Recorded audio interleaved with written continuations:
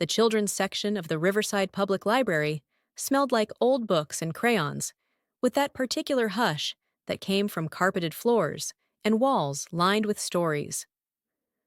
Sophie Bennett had worked here for 3 years, and Tuesday morning story time was her favorite part of the week.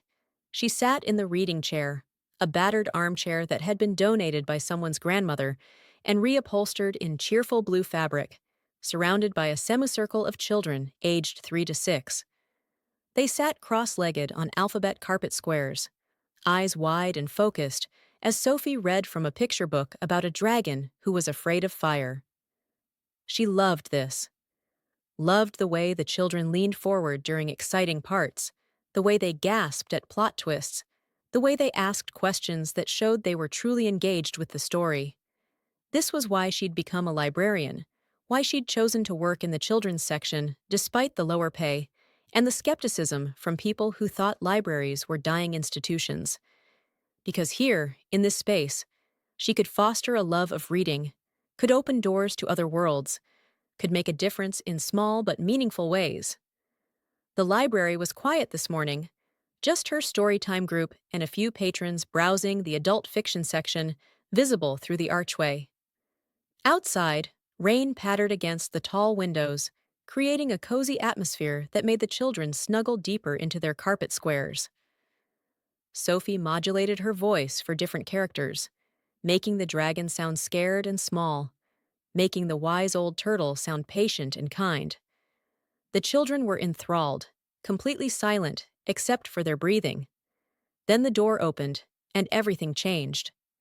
The man who walked in was striking in a way that made Sophie stumble over her words mid-sentence. He was tall, easily over 6 feet, with dark hair swept back from a face that belonged in Italian Renaissance paintings. He wore a suit that probably cost more than Sophie's monthly rent, charcoal gray with subtle pinstripes, and he moved with the kind of confidence that suggested he'd never encountered a space he didn't command. But it wasn't just his appearance that caught her attention. It was the little girl holding his hand. She was maybe 5 years old, with dark curls pulled back in a pink headband and enormous brown eyes that took in everything. She wore a school uniform, plaid skirt, and white blouse, with Mary Janes that clicked on the floor as she walked. She was tugging on her father's hand, pulling him toward the storytime circle, whispering something urgent that Sophie couldn't hear. The man looked at his watch, a gesture of impatience, then at his daughter. He said something back, his voice low but carrying in the quiet space. Not quiet enough. Several children turned to look at the interruption, their attention broken. Sophie felt a flash of annoyance. Storytime was sacred. She had rules posted on the wall, guidelines that parents were supposed to follow. Late arrivals should wait until the story ended. No talking during the reading. Basic courtesy that apparently this man, for all his expensive clothes and commanding presence, hadn't learned. She kept reading, trying to recapture the children's attention, but the man and his daughter were still standing there, still whispering. The little girl looked like she might cry, her eyes fixed on the reading chair with desperate longing. Sophie made a decision. She marked her place in the book with her finger, looked up at the man, and said clearly, "Excuse me. We're in the middle of a story. If you'd like to join us, please find a seat and remain quiet. Otherwise, please wait outside until we're finished." Every child turned to look at the man. Several parents who'd been sitting in chairs along the back wall looked up from their phones. The entire library seemed to hold its breath. The man stared at Sophie like she'd done something incomprehensible. His eyes were dark, almost black, and there was something dangerous in them, something that made Sophie's survival instincts kick in even as she refused to back down. This was her library, her story time. She didn't care who he was or what he was used to. Here, the rules applied to everyone. "We're late," the man said, and his voice was like smoke, dark and smooth, and carrying an accent Sophie couldn't quite place. Italian, maybe. "My daughter wanted to come. I brought her." "Then she's welcome to join us," Sophie said, keeping her voice pleasant but firm. "Quietly. There's an empty carpet square right there." She pointed to a spot in the circle. "But I need you to either sit quietly in the back or wait outside. We don't allow disruptions during story time." The little girl tugged harder on her father's hand. "Papa," she whispered, and Sophie could hear the pleading in her voice. "Please, I want to hear the story." Something shifted in the man's expression as he looked down at his daughter. The hardness softened fractionally, and Sophie saw underneath to something that might have been love or tenderness or both. He looked back at Sophie, and she saw him making some kind of calculation, some assessment of whether to assert his authority or give his daughter what she wanted. "Fine," he said finally. He guided his daughter to the empty carpet square, helped her settle, then moved to the back of the room where he took a seat in one of the parent chairs. But he didn't pull out a phone or a laptop. He just sat there, watching, those dark eyes fixed on Sophie with an intensity that made her skin prickle. Sophie took a breath, found her place in the book, and continued reading. The children settled back into the story. The little girl with the pink headband especially enraptured, leaning forward with her hands clasped in her lap. Sophie tried to ignore the man in the back, tried to focus on the story and the children, but she was acutely aware of his presence, of the way he watched not just his daughter, but Sophie herself. The story ended with the dragon learning to breathe fire and discovering it wasn't scary at all, just part of who he was.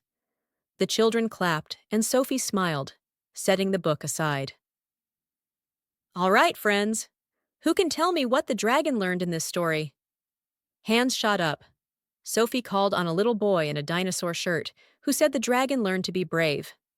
Then, a girl with braids said the dragon learned it was okay to be scared sometimes. The new girl, the one with the pink headband, raised her hand tentatively. "Yes, sweetheart," Sophie said encouragingly. "What's your name?" "Aria," the little girl said softly. "The dragon learned that the things that make us different are actually special, that we shouldn't be afraid of who we are." Sophie felt her heart squeeze. "That's exactly right, Aria. That's a beautiful way to say it." Aria beamed, and Sophie saw the man in the back sit forward slightly, his expression unreadable. Story time concluded with a craft activity, the children coloring dragon pictures that Sophie had photocopied and set out with boxes of crayons. Most of the children dispersed to the craft table, but Aria stayed in her carpet square for a moment, looking back at her father as if asking permission. He nodded, and she jumped up and joined the other children, immediately starting to color with focused intensity. Sophie began cleaning up the reading area, shelving the books she'd pulled for story time, when a shadow fell across her. She looked up to find the man standing closer than she'd expected, close enough that she could smell his cologne, expensive and subtle. "You shushed me," he said, and there was something like amusement in his voice under the danger. "I asked you to be quiet during story time," Sophie corrected, not backing down despite the way her heart was hammering. "There's a difference." "Is there?" He tilted his head slightly, studying her. "Most people don't ask me to do anything. They wait for me to tell them what I want." "Then most people are more concerned with politeness than with children's literacy development," Sophie said. She set a book on the shelf, straightened it carefully. "This is a library. We have rules. They apply to everyone." "Even me?" There was definitely amusement now, and something else, something that might have been respect. "Especially you," Sophie said, "given that you walked in late and disrupted the entire group." The man laughed, a real laugh that transformed his face into something almost boyish. "What's your name?" Sophie hesitated, then figured it didn't matter. Her name tag was clearly visible anyway. "Sophie Bennett." "I'm Matteo," he said, and held out his hand. "Matteo Caruso." Sophie shook his hand because it would have been rude not to, and felt a jolt of electricity at the contact. His hand was warm, slightly rough, his grip firm but not overwhelming. She pulled back after an appropriate interval, tucking her hair behind her ear in a nervous gesture she immediately regretted. "Your daughter seems lovely," Sophie said. "Is this her first time at story time?" "First time at any library," Matteo said, and there was something complicated in his voice. Her mother just enrolled her in school here, thought she should have normal experiences, learn to read, make friends, the usual things. "Her mother?" Sophie asked, then immediately regretted the personal question. "My ex-wife," Matteo said. "We share custody. Aria lives with her mother most of the time, but she's with me on weekends. And Tuesdays, apparently, since her mother works late on Tuesdays." Sophie nodded, filing away the information. Divorced father, clearly wealthy, obviously not used to library protocol or children's programming. "Well, she's welcome here any time. Story time is every Tuesday and Thursday at 10. We also have afternoon sessions on Saturdays." "She'll be here," Matteo said, with the confidence of someone used to making declarations that became reality. "She loved it, I could tell." He looked over at Aria, who was showing her dragon picture to another little girl, both of them smiling. Something in his expression softened, and Sophie saw underneath to the father who was trying, who'd brought his daughter to story time, even though it clearly wasn't his usual environment. "She's welcome any time," Sophie repeated. Then, because she couldn't help herself, "But next time, please arrive before we start. It's disruptive to the other children when people come in late." Matteo looked back at her, and his smile had an edge now. "I'll keep that in mind." He collected Aria a few minutes later, and Sophie watched them leave, the little girl chattering excitedly about the story and the craft, while her father listened with what seemed like genuine attention. Then they were gone, and Sophie was left with a strange feeling of anticipation, mixed with unease. She didn't expect to see them again. Wealthy people like Matteo Caruso didn't usually stick with things like library story time. They hired nannies and tutors, sent their children to expensive programs with waiting lists.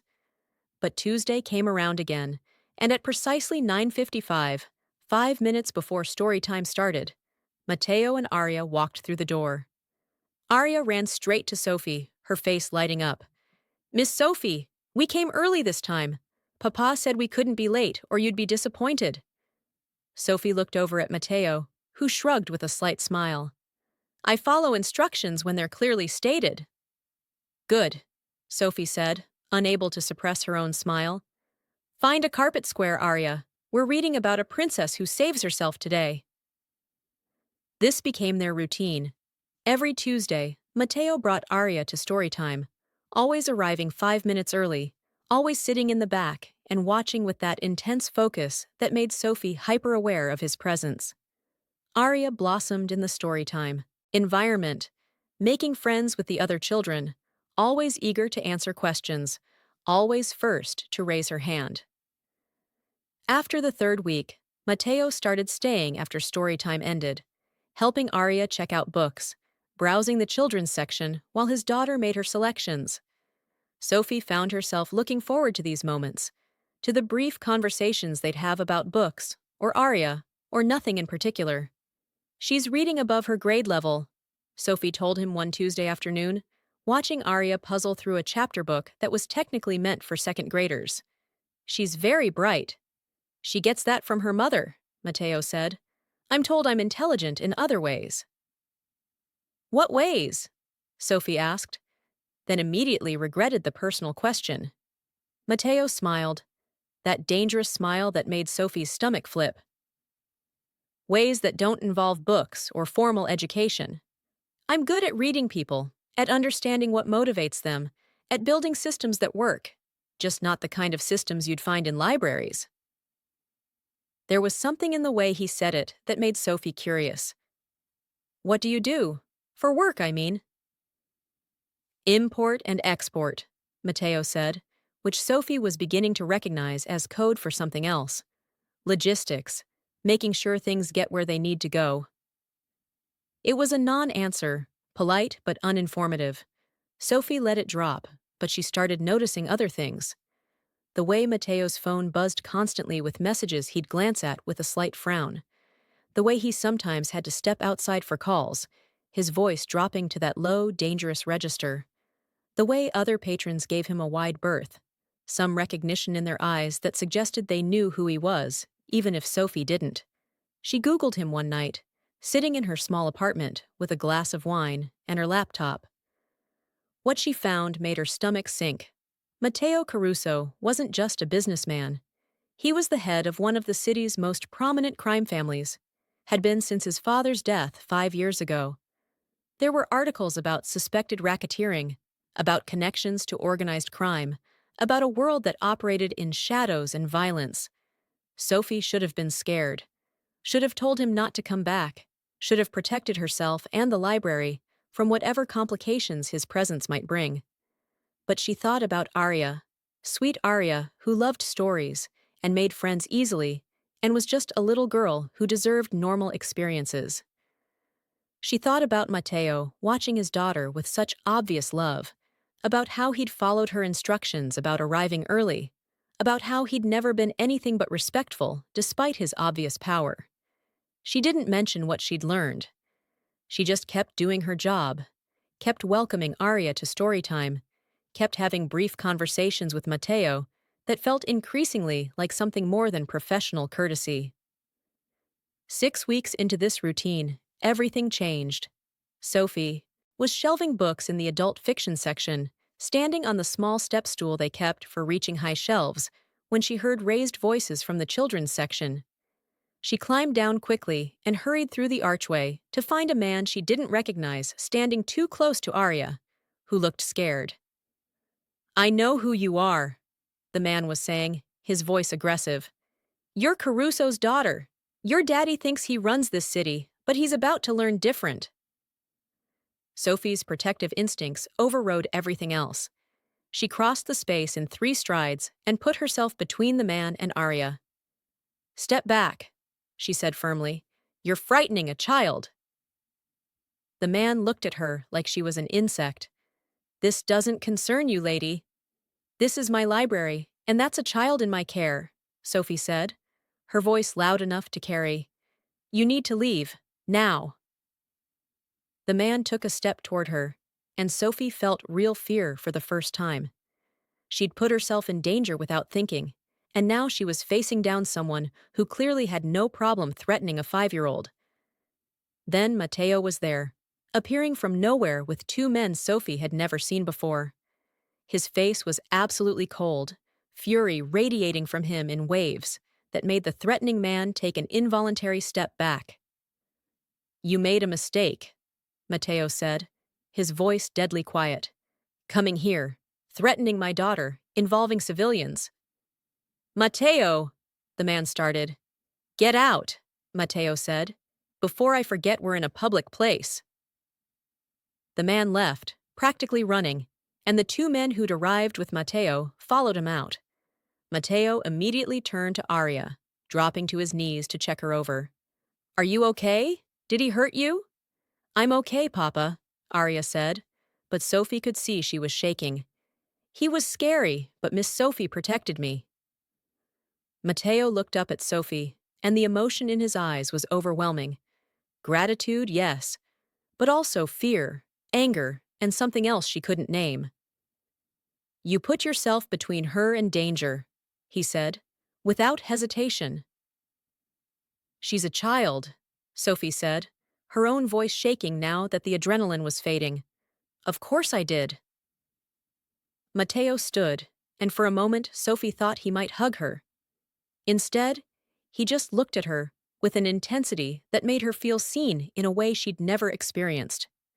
"Thank you," he said, "for protecting her, for not even thinking about it."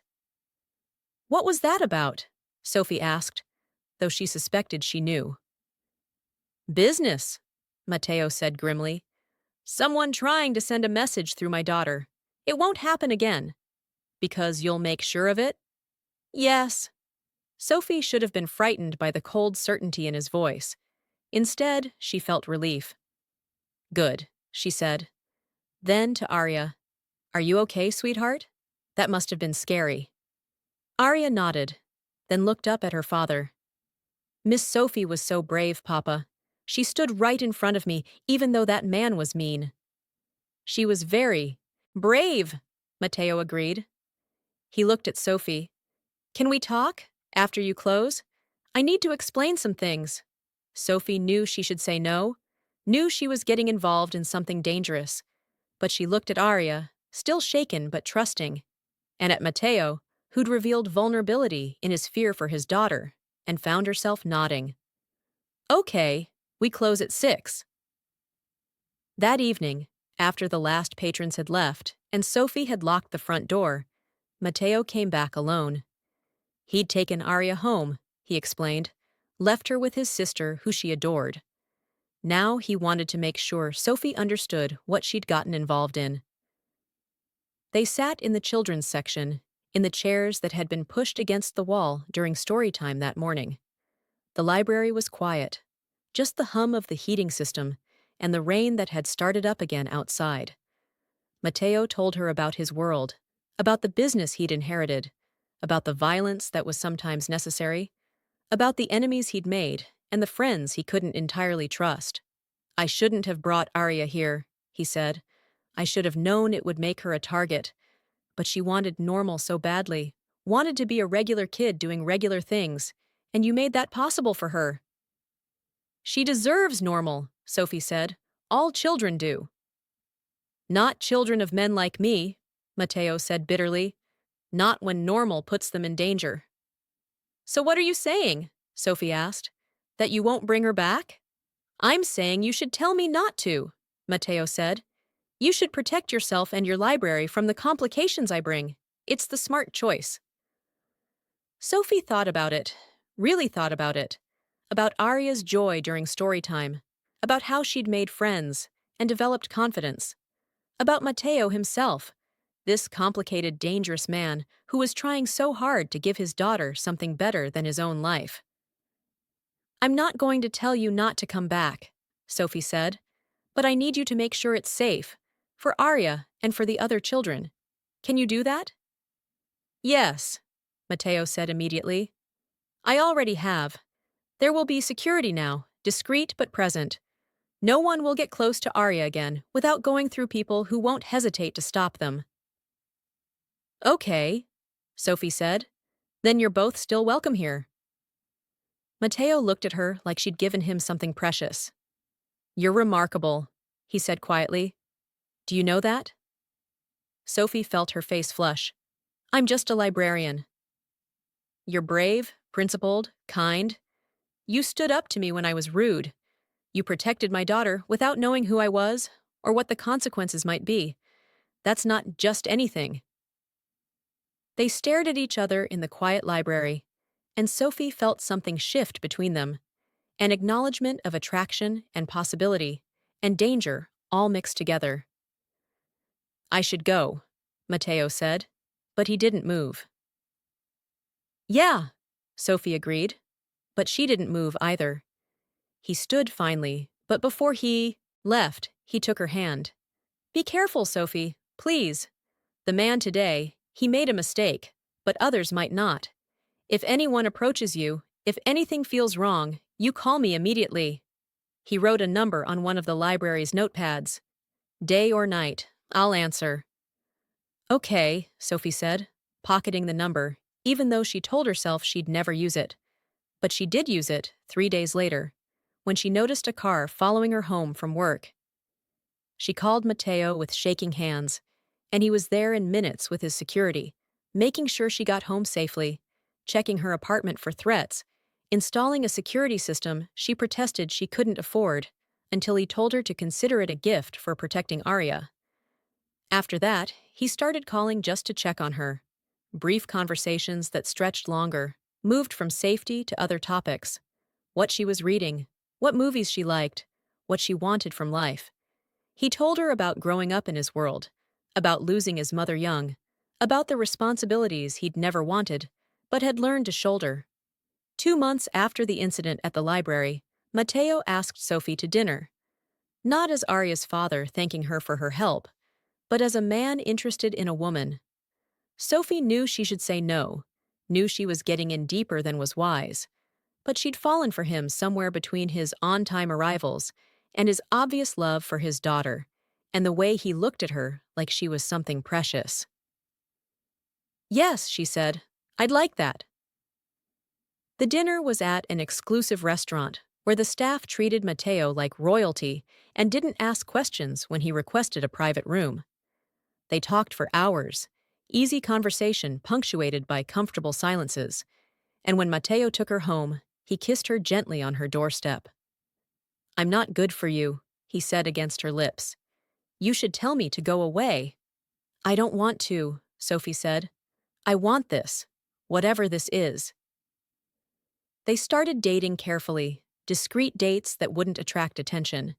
Matteo introduced Sophie to Aria officially, not as the librarian, but as Papa's special friend.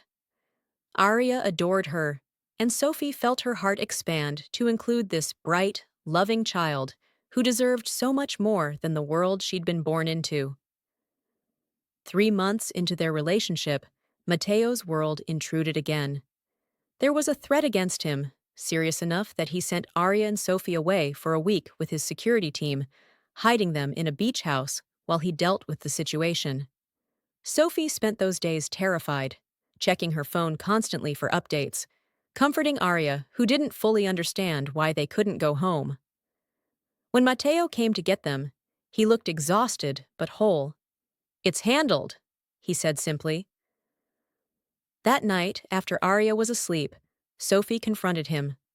"I can't live like this," she said, "always wondering if someone's going to come after you, if Aria will be used as leverage, if I'm putting myself in danger, just by being with you." "I know," Matteo said. "I know it's not fair to ask this of you." "But I'm asking anyway," Sophie continued. "I'm asking if this is worth it, if we're worth it."